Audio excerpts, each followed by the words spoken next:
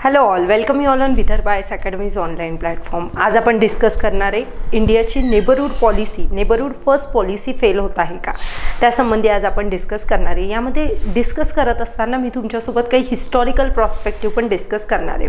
आता हा जर टॉपिक तुम्ही आज आपण जो डिस्कस करत आहे तो जर टॉपिक बघितला तर जो आपला सिलेबस आहे इंटरनॅशनल रिलेशन्समधला, त्यामधला पहिलाच टॉपिक आहे तुमचा India and it's neighbourhood relations. So त्यासंबंधी अतिशय महत्त्वाचा टॉपिक हा तुम्हाला बघायला मिळेल. दरवर्षी तुम्ही जर बघसाल तर जो नवीन राज्यसेवेचा आता सिलेबस आलेला आहे त्याच्यामध्ये जर आपण ॲनालिसिस केलं तर आपल्या लक्षात येईल की इंटरनॅशनल रिलेशनवर GS2 मध्ये जो एक प्रश्न येतो तो स्पेसिफिकली एक प्रश्न तुमचा डिवोटेड बघायला मिळेल, India and it's neighbourhood relation. मी तुम्हाला पहिलेही एकदा आयडिया दिली होती की आपण जे डिस्कशन्स करतो आहे हे मेन्स पॉईंट ऑफ व्ह्यू अतिशय महत्त्वाचं डिस्कशन तुम्हाला बघायला मिळेल. व्हॅल्यू ॲडिशन तुमच्या ॲन्सर्समध्ये होण्यासाठी मदत होईल. मला माहिती आहे काही लोक कम्प्लिटली राज्यसेवा 2024 साठी फोकस करत, but there are so many students की जे सध्या 2025चाही टार्गेट करून चालले आहेत, तर त्यांच्यासाठी हे लेक्चर अतिशय महत्त्वाचं राहणार आहे. काही प्रिलिम्स फॅक्ट्स पण यामध्ये तुम्हाला एक्सप्लोअर करायला मिळतील. सो आपण विदाऊट वेस्टिंग टाईम लेक्चरला स्टार्ट करू. लेक्चरची जी सुरुवात राहील आणि लेक्चरला आपण जे घेऊन चालणार आहे ते कशा प्रॉस्पेक्टिव्हने घेऊन चालणार आहे त्याची मी पहिले तुम्हाला एक आयडिया देते. सुरुवातीला आपण काय करणार आहे, इंडिया अँड नेबरहूड रिलेशन्स बघत असताना आपण इव्होल्युशन बघणार आहे की इव्हॉल्व कसे होत गेले.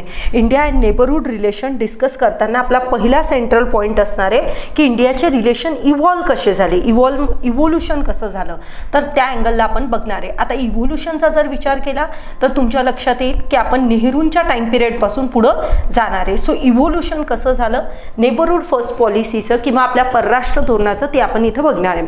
बघा आता आजचं जे लेक्चर राहील त्यामध्ये तुम्हाला असं बघायला मिळेल की आपण पूर्ण म्हणजे आपलं जे परराष्ट्र धोरण जे आहे 1950 पासून, म्हणजे during the British time period, not 1950 पासून नाही, आपण ब्रिटिशर जेव्हा आपल्या इंडियावर हे करत होते, राज्य करत होते, तेव्हापासून तर आतापर्यंत पूर्ण परराष्ट्र धोरणाचा आपण एक विचार करणार आहे आजच्या लेक्चरमध्ये. सो तुम्हाला एक क्विक ओव्हरव्ह्यू मिळून जाईल की सध्याचं आपलं परराष्ट्र धोरण जे आहे ते कोणत्या पॉलिसीवर बेस बघायला मिळतं, त्याचा एक क्विक ॲनालिसिस तुम्हाला आजच्या व्हिडिओमध्ये बघायला मिळणार आहे. सो तुम्ही जे एक चॅप्टर्स जे वाचताय त्याचं पूर्ण समरायझेशन आजच्या लेक्चर्समध्ये तुम्हाला मिळेल आणि हे डेफिनेटली तुमच्या व्हॅल्यू ॲडिशनसाठी आणि तुमच्या ॲन्सर्स रायटिंगसाठी खूप महत्त्वाचं आणि क्रुशियल लेक्चर तुम्हाला बघायला मिळेल. सो एकाच लेक्चरमध्ये खूप साऱ्या गोष्टी तुम्ही आज शिकणार आहात, तर आपण लेक्चरला सुरुवात करू. सगळ्यात पहिले मी इव्होल्युशन स्टार्ट करेल. इव्होल्युशन्समध्ये मी वेगवेगळे फेज तुमच्यासोबत डिस्कस करेल.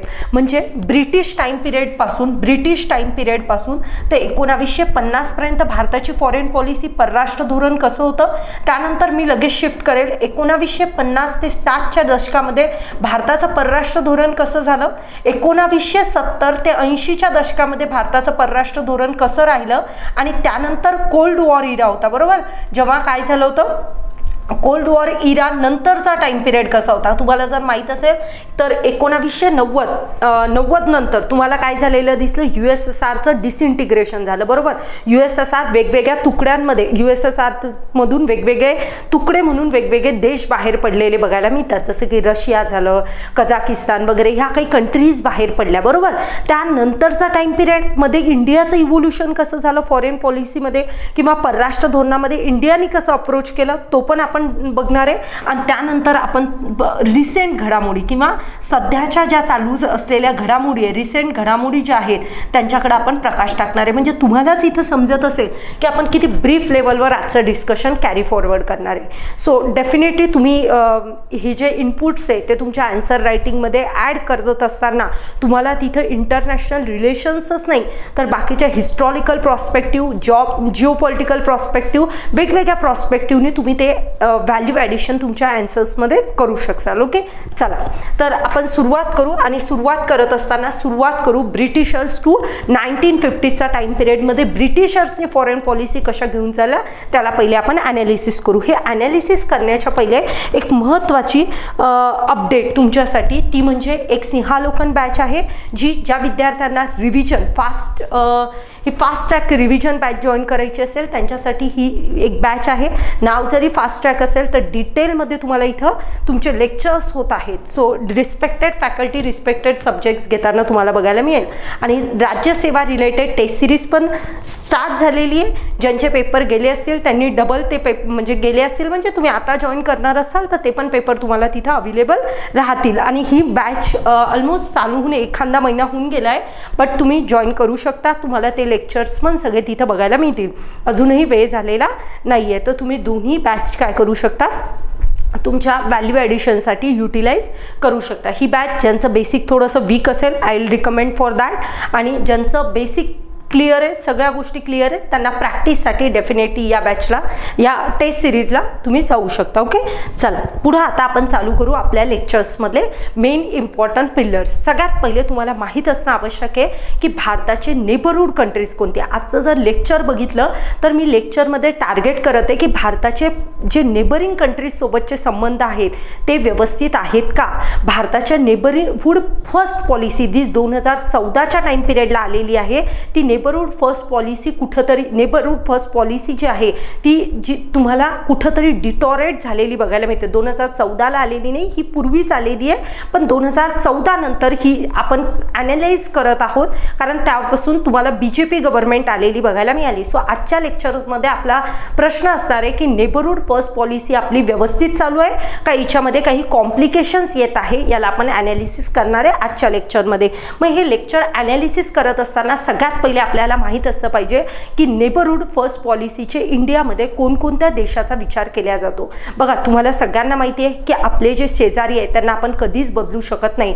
म्हणून जर आपल्याला आपल्या रिजनमध्ये प्रॉस्पॅरिटी ठेवायची असेल तर सगळ्यात इम्पॉर्टंट पिलर आहे आपल्या शेजारील राष्ट्र जे आहेत त्यांच्यासोबतचे आपले संबंध चांगले असणं. आणि आता कोणकोणते राज्य तुम्हाला इथं बघायला मिळतात तर मी सांगेल जवळपास तुम्हाला इथं मॅपमध्ये सगळेच जे काही कंट्रीज टच करत आहेत ते बघायला मिळतील. सगळ्यात पहिले आपण चालू करू नेपाळ. नेपाळ एक महत्त्वाचं राज्य ज्याच्यासोबतचे भारताचे रिलेशन्स हे रोटी बोटी का रिलेशन्स म्हणून तुम्ही ऐकत असाल. नेपाळ एक नेबरिंग कंट्रीजमध्ये बघायला मिळेल. नंतर तुम्हाला भूटान इथं बघायला मिळेल. तिसरा आपण बांगलादेश मानू शकतो. चौथा आपण म्यानमार मानू. ओके, आणि चायना म्हणण्याच्या ऐवजी आपण म्हणू तिबेटचा जो रिजन चायनाने ऑक्युपाय केलेला आहे तो चायनाचा रिजन आपल्या इथं टच होतो इथं. नंतर आपण श्रीलंका एक मानू शकतो. नंतर आपण मालदीवला पण नेबरिंग कंट्रीजचाच भाग मानतो. हा पण पॉईंट व्यवस्थित लक्षात ठेवा. आणि पाकिस्तान आणि अफगाणिस्तान तर या आपल्या काही नेबरिंग कंट्रीज तुम्हाला बघायला मिळतील. सो कॅल्क्युलेट जर केलं तर या 3 आणि इकडच्या 6, 7, 8, 9 या काही कंट्रीज आहेत ज्याच्यासोबत इंडिया बाउंड्री शेअर करताना तुम्हाला बघायला मिळू शकतो. अफगाणिस्तान पण इथं तुम्ही एक कॅल्क्युलेट करणं अपेक्षित आहे. ओके, तर अफगाणिस्तान पण इथं आपण पकडू. तर ह्या काही नेबरिंग कंट्रीज आपल्याला बघायला मिळतात. अफगाणिस्तानचा जर लक्षात केला तर पाक ऑक्युपाईड काश्मीर, जो पाकिस्तानने ऑक्युपाय केलेला काश्मीर आहे त्याला अफगाणिस्तान बॉर्डर टच करतोय. तर हे काही नेबरहूड कंट्रीज आपल्याला बघायला मिळतात. मग आजच्या लेक्चर्समध्ये आपण जे स्टार्ट करत आहोत त्यामध्ये काय करू, पहिले एकदा सुरुवातीला आता ह्या सगळ्या कंट्रीजचा आपण काय करणार आहे, विचार करणार आहे वेगवेगळ्या फेजला. तुम्ही जर या लेक्चरचा क्लिप्स बघसाल ना, खूप डायनॅमिक लेक्चर होणार आहे आजचं. एक ब्रिटिशर्स टू 1950चा टाइम पिरियड, यामध्ये मी तुम्हाला सगळ्या आपल्या ज्या नेबरहूड कंट्रीज आहे यांच्यासोबतच्या रिलेशन्सचा अँगल सांगणार आहे. नंतर मी 1950 ते 60ला पुन्हा त्या सगळ्या नेबरहूड कंट्रीजचा अँगल तुम्हाला देणार आहे. हे जे लेक्चर राहील ना ते तुम्हाला खरंच खूप महत्त्वपूर्ण राहणार आहे एक परराष्ट्र धोरणाचा डायनॅमिक प्रॉस्पेक्टिव्ह समजण्यासाठी. चला, ब्रिटिशरच्या टाइम पिरियड पासून ते 1950 पर्यंत भारताच्या वेगवेगळ्या नेबरिंग कंट्रीज सोबतच्या देशाचे भारताचे संबंध कसे होते त्याला पहिले आपण इथं स्टडी करू. सगळ्यात पहिले आपण जाऊ की भूटानच्या संबंधाबद्दल विचार करू. बघा, भूटान सोबतच्या जर संबंधांचा आपण विचार केला तर भूटान काय होतं तर during the British time period Bhutan काय करत होतं, एक्सपान्शन्स करत होतं.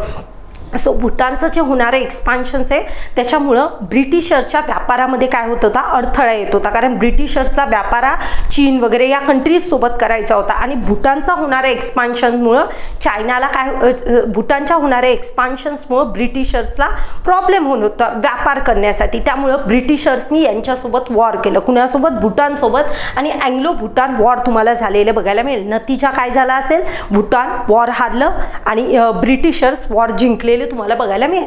मग ब्रिटिशर्सना बाकी काही जे देश आहेत त्यांना आपली टेरिटरी वसाहत बनवण्यात इंटरेस्ट दाखवला, पण भूटानला इंटरेस्ट का नाही दाखवला, तर हा पॉईंट व्यवस्थित लक्षात ठेवा. भूटानला त्यांनी आपली वसाहत किंवा आपण म्हणू टेरिटरी बनवण्यात कधी इंटरेस्ट दाखवला नाही, कारण त्यांना माहित होतं भूटानमध्ये इन्व्हेस्टमेंट केल्यावर रिटर्न्स आपल्याला तितके मिळणार नव्हते. म्हणून त्यांनी भूटानला स्वतःची टेरिटरी बनवण्याच्या ऐवजी भूटानला त्यांनी बफर स्टेट म्हणून ट्रीट करणं जास्त प्रेफर केलं.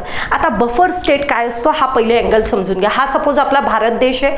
आता भारत देशाचं जर संरक्षण करायचं असेल, सपोज आपण म्हणू ब्रिटिश टाइम पिरियडचा भारत आहे. ओके, ब्रिटिश टाइम पिरियडचा भारत आहे. सो ब्रिटिश टाइम पिरियडच्या भारतावर ब्रिटिशर्सला धोका होता की भारतावर बाकी काही फॉरेन पॉवर्स काय करू शकतात, इन्व्हेंशन करू शकतात. सो अशा टाइम पिरियडला आपल्या सुरक्षिततेसाठी आपल्याला आपल्या बाजूला काही असे बफर स्टेट बनवून ठेवणं आवश्यक आहे. जे करून बफर स्टेट असेल तर पहिले अटॅक इथं होईल आणि तोपर्यंत आपल्याला आतमधल्या भागामध्ये तयारी करण्यासाठी वेळ मिळू शकेल. म्हणून त्यांनी भारताच्या आजूबाजूच्या काही टेरिटरीचा वापर त्यांनी बफर स्टेट म्हणून केलेला तुम्हाला इथं बघायला मिळेल. त्यांनी बफर स्टेट म्हणून केला आणि भूटान जो होता, भूटानसोबत त्यांनी एक ट्रीटी केली. त्या ट्रीटीच्या अंडर सांगितलं की तुमच्या इंटरनल अफेअर्समध्ये आम्ही लुडबुड करणार नाही, पण तुमचे एक्सटर्नल अफेअर जे आहेत किंवा बाह्य संबंध आहेत त्यांना पूर्णपणे आम्ही रेग्युलेट करताना बघायला मिळू. तर हे त्यांनी ब्रिटिशरच्या टाइम पिरियडला भूटान सोबतचे संबंध जर बघितले तर आपल्या लक्षात येतं की भूटानच्या आंतरिक बाबींमध्ये ब्रिटिशर्स हस्तक्षेप करत नव्हते, पण त्यांचे फॉरेन अफेअर जे आहे किंवा एक्सटर्नल अफेअर जे आहे ते पूर्णपणे ब्रिटिशर्स कंट्रोल करताना बघायला मिळायचे. सिमिलर कंडिशन नेपाळसोबत तुम्हाला बघायला मिळेल. नेपाळसोबत त्यांनी सगोलीची ट्रीटी साईन केलेली बघायला मिळाली.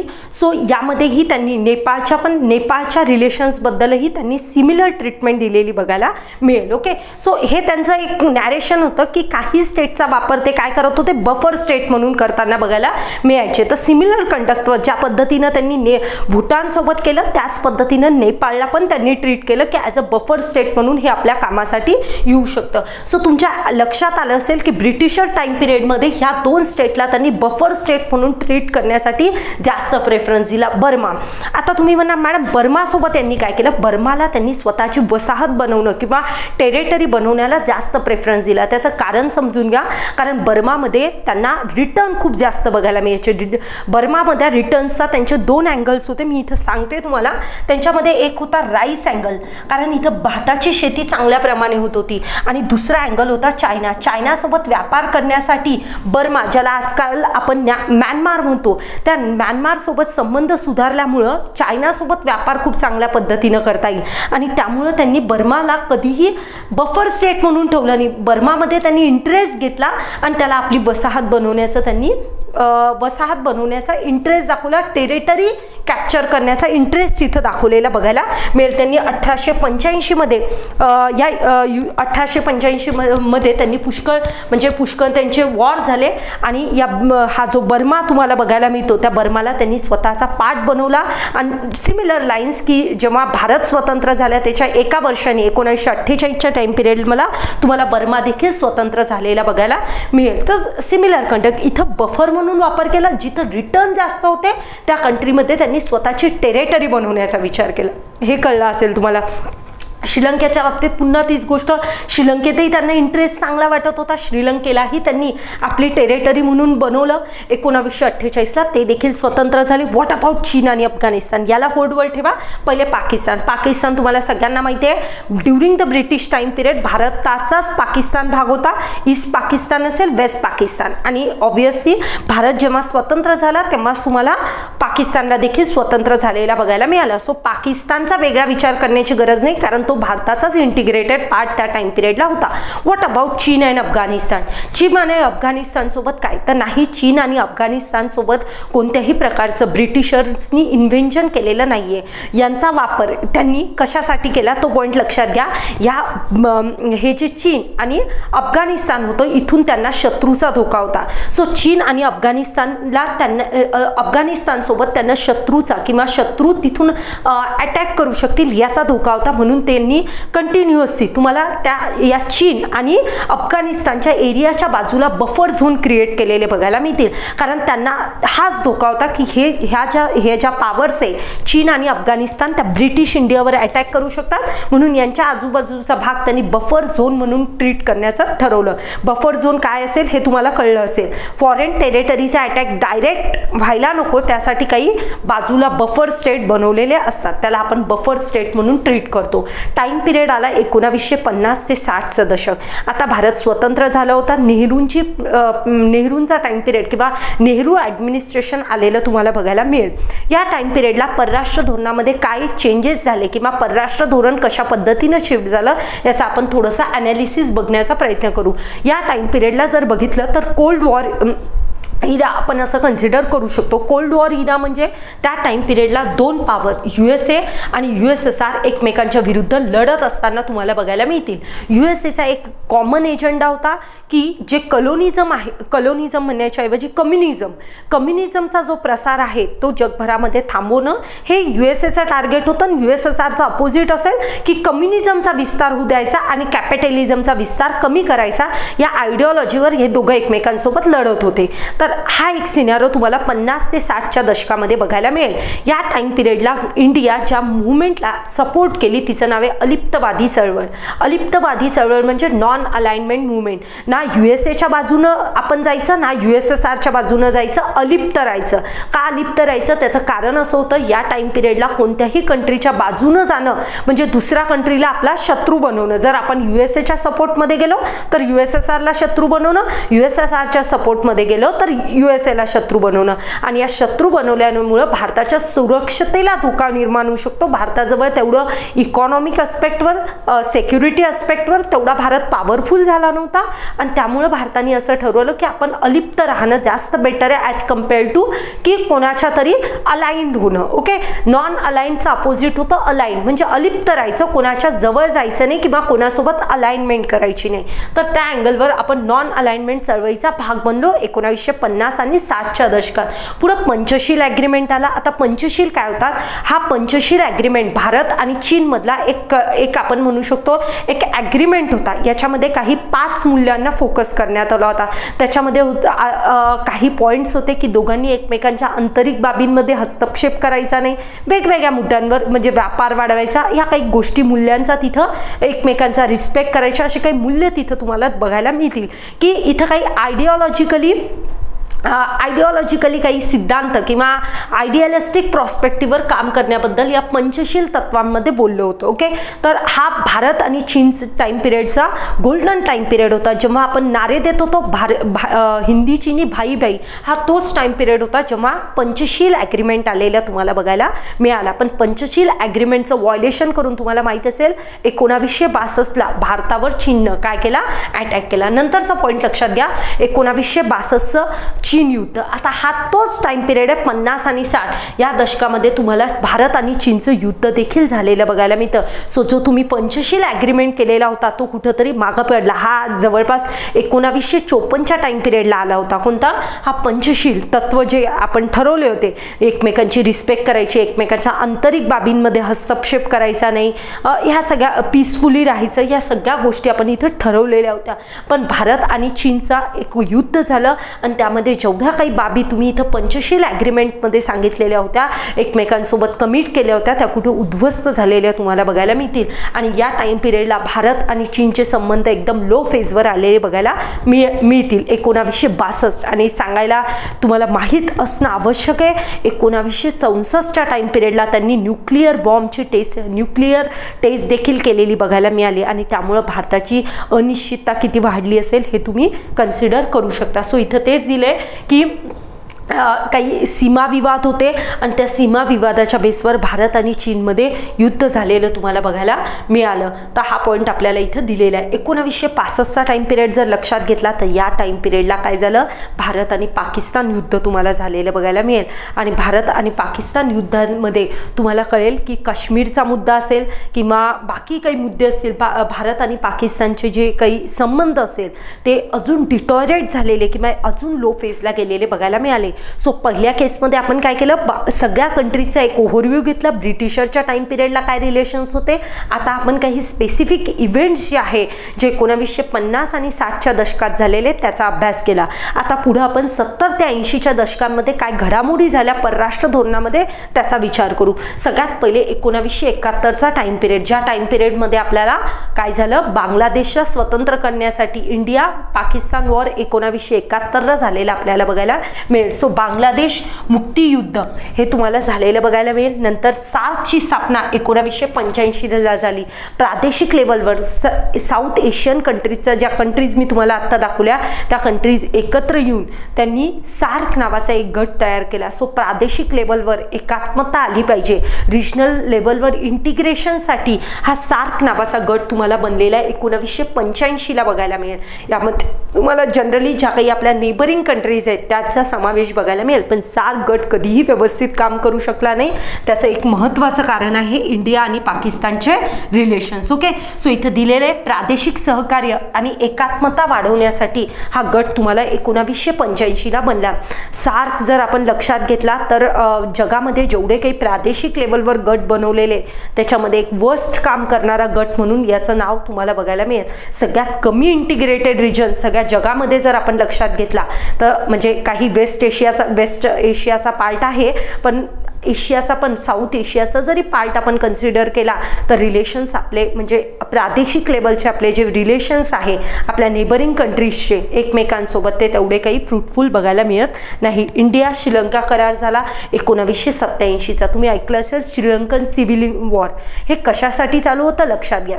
तामिळ आणि सिन्हाली कम्युनिटी तिथं राहायच्या. कुठं, श्रीलंकामध्ये. तामिळ आणि Sinhali community. Tamil community Britishers time पिरियडला जर आपण लक्षात घेतली तर त्यांचा म्हणजे ब्रिटिशर्स टाइम पिरियड झाल्यानंतर जर लक्षात घेतलं तर ॲडमिनिस्ट्रेटिव्ह मोठ्या मोठ्या पोस्ट असतील चांगल्या पोस्टवर तामिळ कम्युनिटी बसलेली होती आणि सिन्हालियन कम्युनिटी ही त्या श्रीलंकेमध्ये मेजॉरिटीमध्ये होती. मग अशा टाइम पिरियडला जर एखादी कम्युनिटी मेजॉरिटीमध्ये आहे पण मायनॉरिटी कम्युनिटीने ॲडमिनिस्ट्रेटिव्ह पोस्टवर काय केलेला आहे, कब्जा केलेला असेल तर ऑब्व्हियसली तिथलच्या लोकांच्या मनामध्ये अनिश्चितता येणं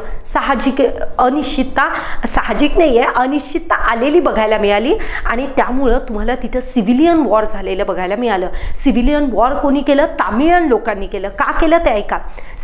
सिन्हाली जी कम्युनिटी होती त्यांचं म्हणणं होतं की ही जी पोस्ट आहे किंवा ज्या ॲडमिनिस्ट्रेटिव्ह पोस्ट आहे याच्यावर कब्जा तर कोणी केलेला आहे, तामिळ कम्युनिटीने केलेला आहे. सो तामिळ कम्युनिटीचा हस्तक्षेप जो आहे तो पॉलिटिकल लेवलवर ॲडमिनिस्ट्रेटिव्ह लेवलवर कमी करण्यासाठी त्यांनी वेगवेगळे अमेंडमेंट्स आणले, संविधानामध्ये काही बदल केले आणि त्यामुळं ऑब्व्हियसली तामिळ कम्युनिटी तिथलची नाराज झाली आणि त्यांनी तिथं सिव्हिलियन वॉर केलेलं तुम्हाला बघायला मिळेल. सिव्हिलियन वॉर खूप लॉंग ड्युरेशन चाललं आणि फायनली त्याचा जो एंड आहे तो तुम्हाला 1987च्या टाइम पिरियडला बघायला मिळाला. संविधानामध्ये 13वी घटना दुरुस्ती करण्यात आली आणि यांना पुन्हा तामिळन कम्युनिटीला पण तिथं काय करण्यात आले, अधिकार देण्यात आले.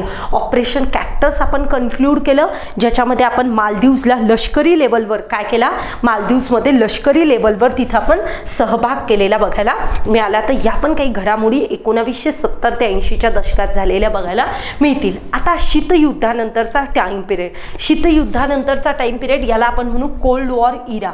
कोल्ड वॉर इरा नंतरचा टाइम पिरियड ज्यामध्ये काय झालं 1991 मध्ये काय झालं, येस USSRचं डिसइंटिग्रेशन झालं. जी द्विपक्षीय पॉवर होती म्हणजे पहिले जगामध्ये 2 सुपर पॉवर होत्या USA आणि USSR, त्याचं कुठंतरी रूपांतर USA सिंगल आपण म्हणू युनिपोलर वर्ल्डमध्ये झाली किंवा सिंगल वर्ल्डमध्ये झाली. म्हणजे बायपोलर वर्ल्डचं रूपांतर युनिपोलर वर्ल्डमध्ये झालं. त्याचं कारण होतं कोल्ड वॉर इरानंतर का झालं, कारण USSRचं डिसइंटिग्रेशन झालं.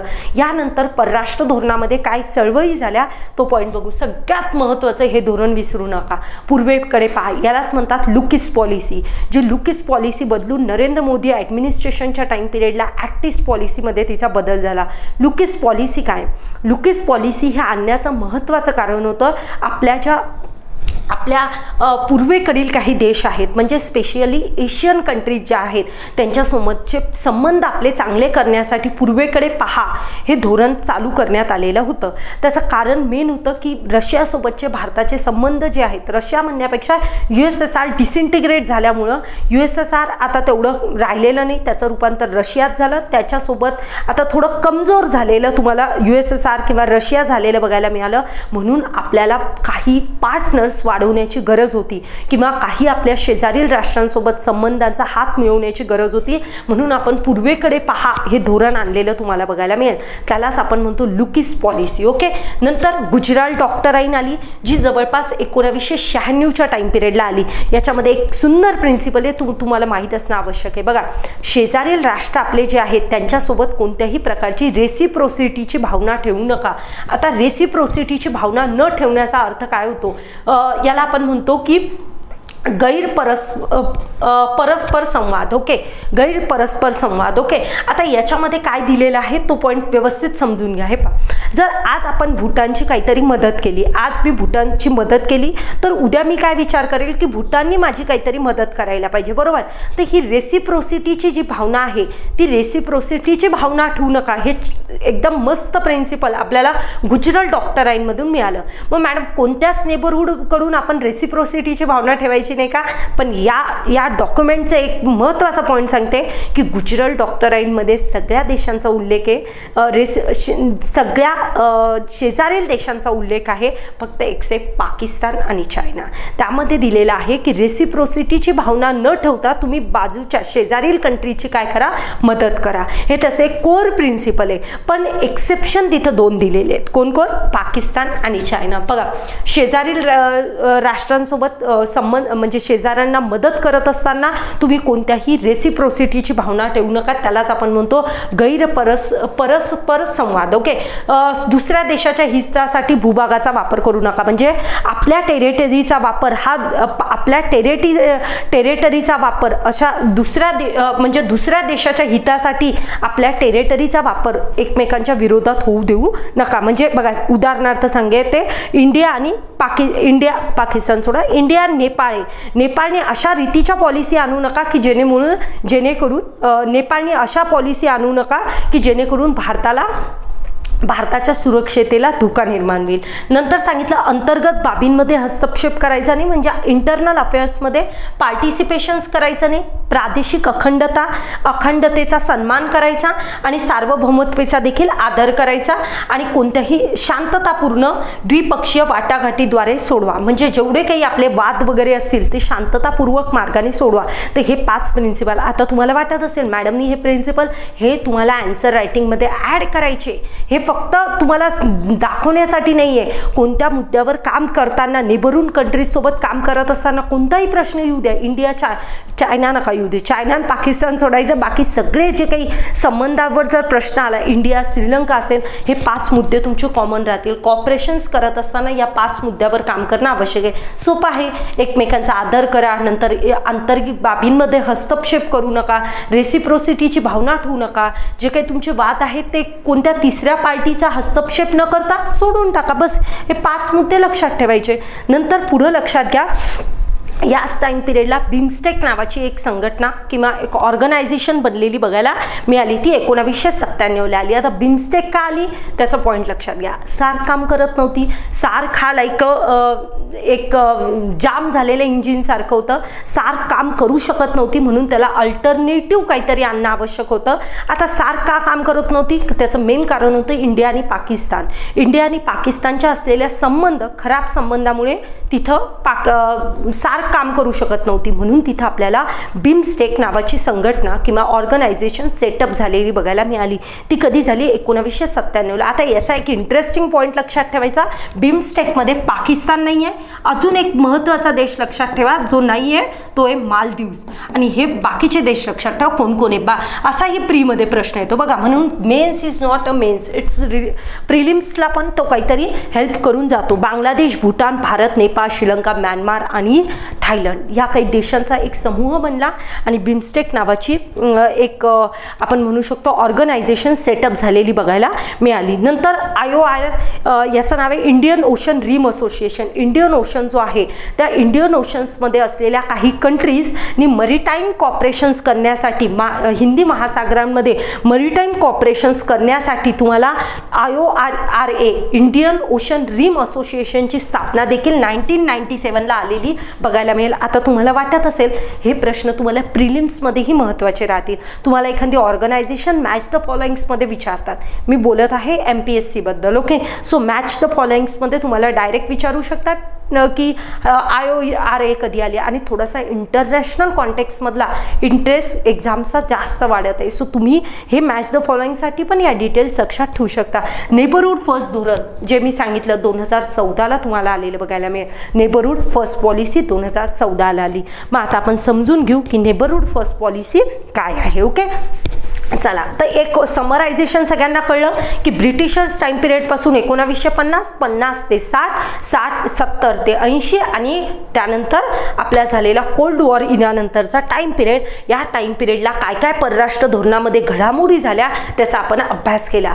आता आपण नेक्स्ट याच्यामध्ये पुढे जाणार आहे की नेबरहूड फर्स्ट पॉलिसी काय होती. नेबरहूड फर्स्ट पॉलिसीमध्ये काय दिलेलं होतं तर बघा, नेबरहूड फर्स्ट पॉलिसीच्या काही इम्पॉर्टंट गोष्टी होत्या.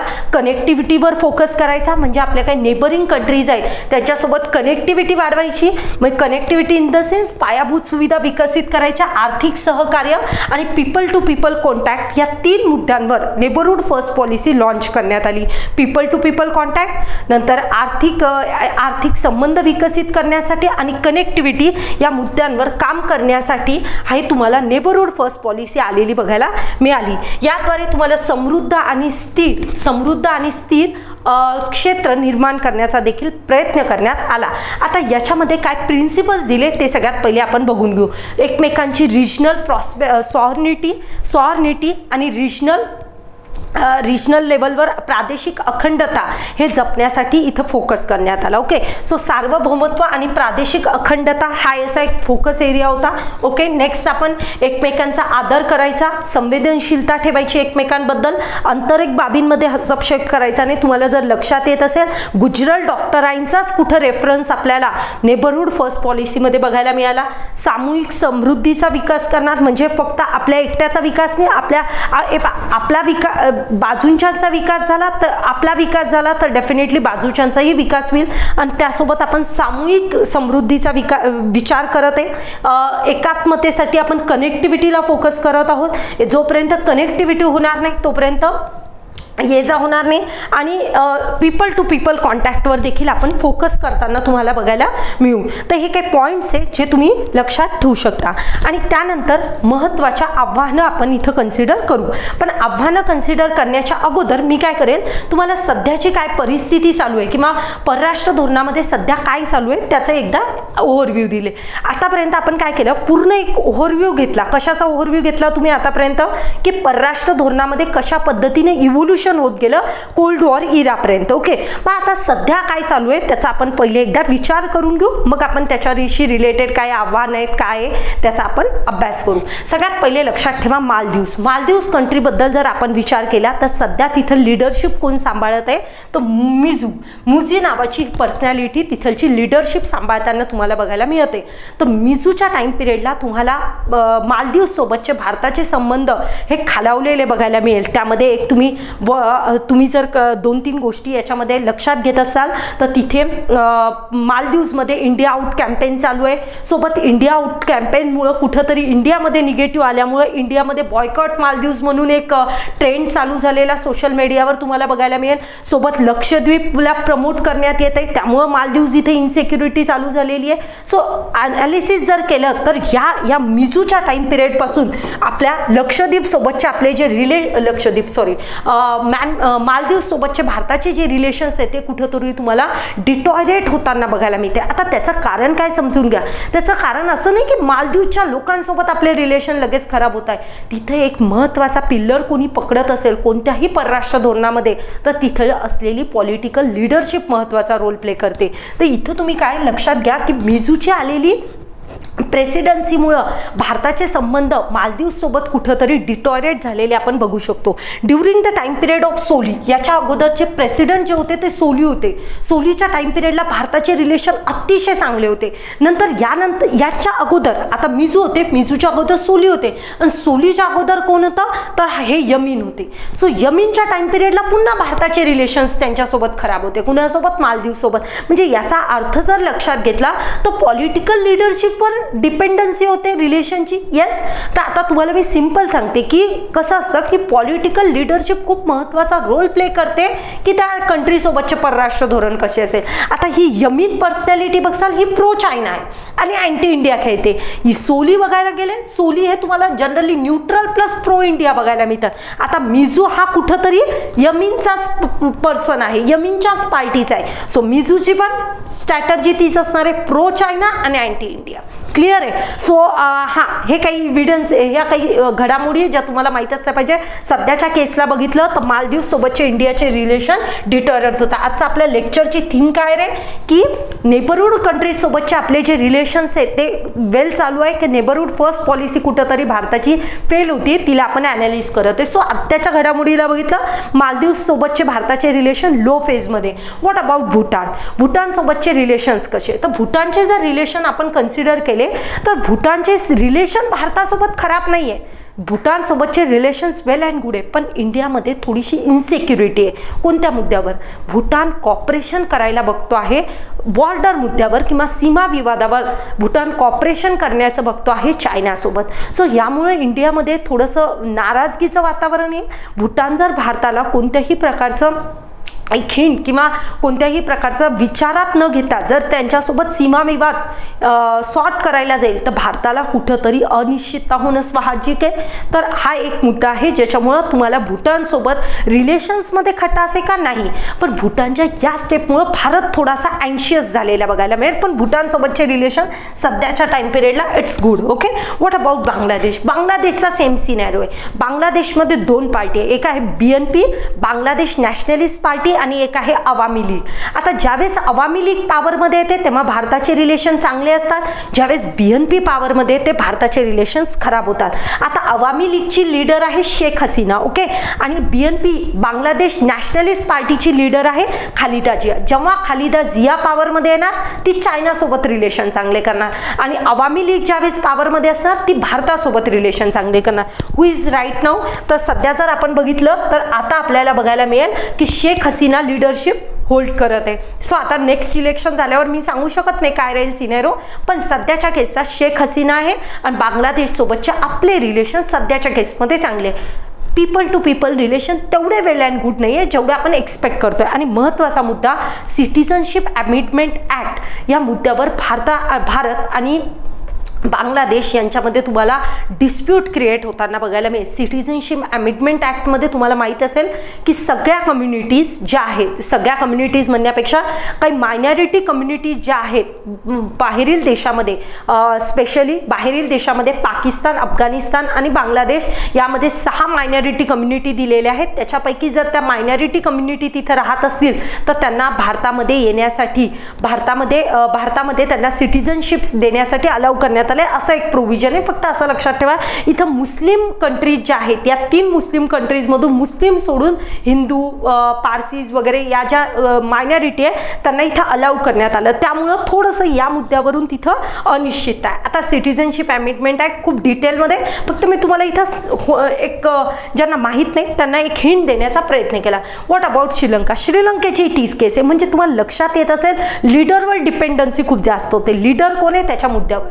आता जर लक्षात घेतलं तर महिंदा राजपेक्षा हे जर तुम्हाला बघायला मिळेल, जेव्हा पण राजपेक्षाचं घराणं तुम्हाला येताना बघायला मिळेल तो प्रो चायना होतो आणि अँटी इंडिया होतो. सो अल्टिमेटली जी लीडरशिप असेल त्याच्यावर डिपेंड होतात गोष्टी. श्रीलंकेसोबत कशा चालू आहे तर श्रीलंकेसोबत सध्या आपण केलेले मदत म्हणू किंवा त्यांच्याजवळ जो फायनान्शियल क्रायसिस आला होता त्याच्यामुळं का असे ना भारताच्या श्रीलंकेसोबत रिलेशन ठीकठाक आहे, सध्या स्टेबल मोडवर आहे. पाकिस्तान विचार करण्याची गरजच नाही.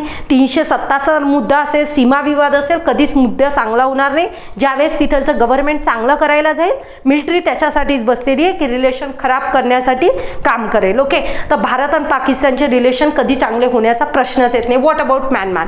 सध्या भारताची नीतिमत्ता जर बघितली तर रिअलिझम आस्पेक्टवर होल्ड करत आहे. रिअलिझम म्हणजे रियालिटीमध्ये जगायचं, आयडियल लेवलवर फोकस करायचा नाही. सध्या जर म्यानमारमध्ये तख्तापालट जर लक्षात घेतला तर मिलिटरीनी तख्तापालट केलेला आहे. मग अशा मुद्द्यावर तर भारतानं बोलायला पाहिजे. भारत तर लोकतंत्र आहे, भारत डेमोक्रेसी आहे, मग भारतानं या मुद्द्यावर बोलायला पाहिजे. भारत बोलत नाही आहे. त्याचं कारण असं आहे की भारताला नॅशनल इंटरेस्टला प्रायोरिटी देणं गरजेचं आहे. जर आज म्यानमारच्या विरोधात भारत बोलायला गेला तर भारताचा नॉर्थ ईस्टमध्ये इन्सर्जन्सी वाढण्याचे चान्सेस होतात. म्हणून भारत आयडियालिस्टिक लेवलवर काही बरोबर असू शकतं, आयडियालिस्टिक लेवलचा विचार न करता रिअलिस्टिक वेवर विचार करतोय.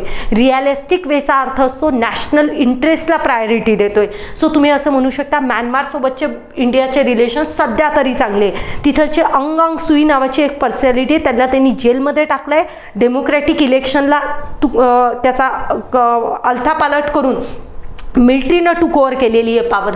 स्टील भारत त्यावर काही बोलत नाही, कारण मी सांगितलं सध्या आयडियालिस्टिक वेनी भारत पॉलिसी खेळत नाही. भारत रिअलिस्टिक वेवर, वास्तविकतेवर फोकस करत आहे आणि भारताची नॅशनल इंटरेस्ट पहिली प्रायोरिटी आहे. त्यामुळं भारत म्यानमारमध्ये जरी मिलिटरी तख्तापालट असेल तरी देखील भारत त्यावर कोणताही हस्तक्षेप घेत नाहीये. हा मुद्दा लक्षात ठेवा. What about Taliban?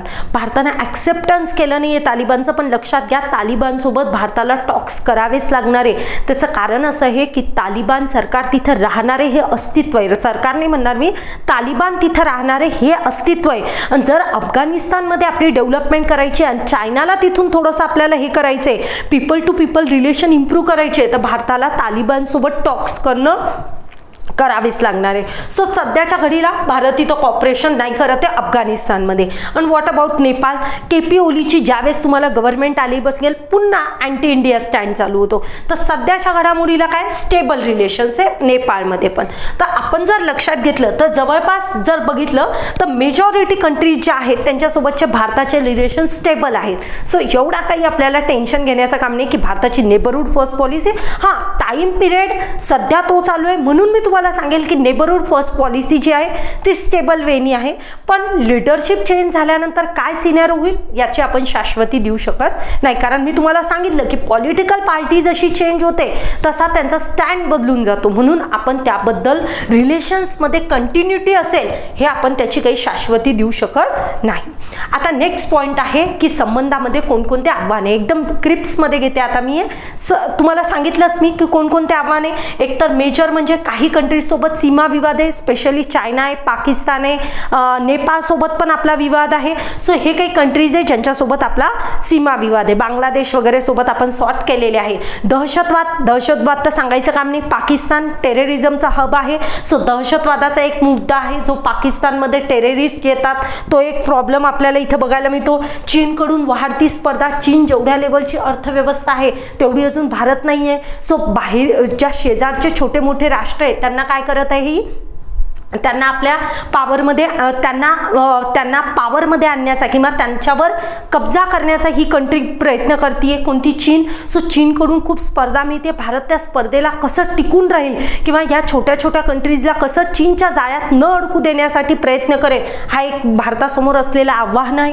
त्यानंतर पाणी वाटप, वॉटर शेअरिंग याच्यावरही मोठे समस्या आहेत. त्यामध्ये म्हणू शकतो इंडस वॉटर ट्रीटी असेल, तिस्ता असेल, या काही रिव्हर्स आहेत ज्याचे डिस्प्यूट तुम्हाला जनरली बघायला मिळतात. नंतर राजकीय अस्थिरता, मी पॉईंट सांगितला की हे पण आव्हानाचं एक कारण आहे. अवामी लीग बनून चेंज होऊन जर BNP आली तर प्रॉब्लेम होणार, जसं मालदीव्समध्ये आत्ताच तुम्हाला झालेलं बघायला मिळालं. सो हे काही घडामोडीज आहेत, या आव्हानं आपल्याला बघायला मिळतात. सो याला आपण सॉर्ट कसं केलं पाहिजे, तर सॉर्टिंग करत असताना सगळ्यात महत्त्वाचं आहे आपल्याला आर्थिक लेवलवर कॉपरेशन बळकट करणं आवश्यक आहे. बघा, जर व्यापार आपला चांगला झाला ना, व्यापार जर मजबूत असेल ना, तर पुढची कंट्री आपल्या त्यांच्यासोबत रिलेशन चांगले करणार. आज तुम्ही लक्षात घ्या की श्रीलंका असेल किंवा या कंट्रीज असतील, काही झालं तरी चायनाच्या मनावर नाचतात. त्याचं मेन कारण आहे आर्थिक समृद्धी. म्हणून भारताला आर्थिक सहकार्यावर फोकस करणं आवश्यक आहे. या छोट्या मोठ्या देशांसोबत जेवढं आपण आर्थिक सहकार्य वाढवू शकतो तेवढं वाढवायचं की जेणेकरून त्यांची चायनावरची डिपेंडन्सी कशी होऊ शकेल, कमी होऊ शकेल. पीपल टू पीपल कॉन्टॅक्ट वाढवणं आवश्यक आहे. सॉफ्ट पॉवर, ज्याला आपण सॉफ्ट पॉवर म्हणतो, हार्ड पॉवर तर करा विकसित, पण सॉफ्ट पॉवर इतकी ताकदवर कोणतीच गोष्ट नसू शकते. सो सॉफ्ट पॉवरवर फोकस करायचा, सुरक्षा सहकार्य, सिक्युरिटी कॉपरेशनवर अस्पेक्टवर फोकस करायचा, सिक्युरिटीला बळकट करण्याचा प्रयत्न करायचा की जेणेकरून चायनाचा जो सहभाग आहे इंडियन ओशन्समध्ये त्याला टॅकल करता येईल, इंडो पॅसिफिक ओशनमध्ये टॅकल करता येईल. त्यासाठी आपण सुरक्षा लेवलवर कॉपरेशन्स करणं नेबरिंग कंट्रीजसोबत हा एक महत्त्वाचा पिल्लर राहणार आहे. नंतर प्रादेशिक एकात्मतासाठी आपण काही ग्रुप्स जे बनवलेले आहेत, त्यामध्ये IORA सांगितला मी, बिमस्टेक सांगितला, सार्क तर तसाही काम करणार नाही पाकिस्तान भारत संबंधामुळे. सो ह्या काही पण जे ग्रुप्स आहेत त्याला आपण काय करू शकतो, या ऑर्गनायझेशनला अजून चांगलं बेटर बनवण्यासाठी आपण वेगवेगळ्या मीटिंग्स, वेगवेगळे इनिशिएटिव्स, वेगवेगळ्या पायाभूत सुविधाच्या कनेक्टिव्हिटी इनिशिएटिव्स आपण लॉन्च करून एक प्रादेशिक एकात्मताला फोकस करू शकतो.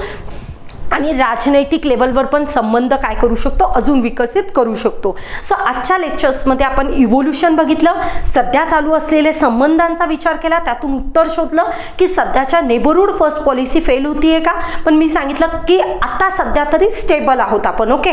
पण त्यामध्ये कोणकोणते आव्हाने त्याचाही विचार केला आणि त्याशी रिलेटेड आपण काय उपाययोजना केल्या पाहिजे, अजून कसं आपण ही जी नेबरहूड फर्स्ट पॉलिसीला अजून चांगल्या प्रकारे इम्प्लिमेंट करण्यासाठी आपण काय सुधारणा करू शकतो ते पण आपण इथं डिस्कस केले. सो आजच्या लेक्चर्समध्ये आपण या सगळ्या गोष्टींना टच करण्याचा पॉईंट म्हणजे टच करण्याचा प्रयत्न केला. सो तुमचे काही सजेशन्स असतील, तुम्हाला अजून काही नेबरहूड फर्स्ट पॉलिसीबद्दल अजून काही तुमचं ओपिनियन असेल, डेफिनेटली या प्रश्नाचं उत्तर तुम्हीही देऊ शकता. Is it our neighbourhood first policy fails or not, तर याचंही उत्तर तुम्ही देऊ शकता. Okay. So thank you so much and will meet on next lecture. Thank you guys.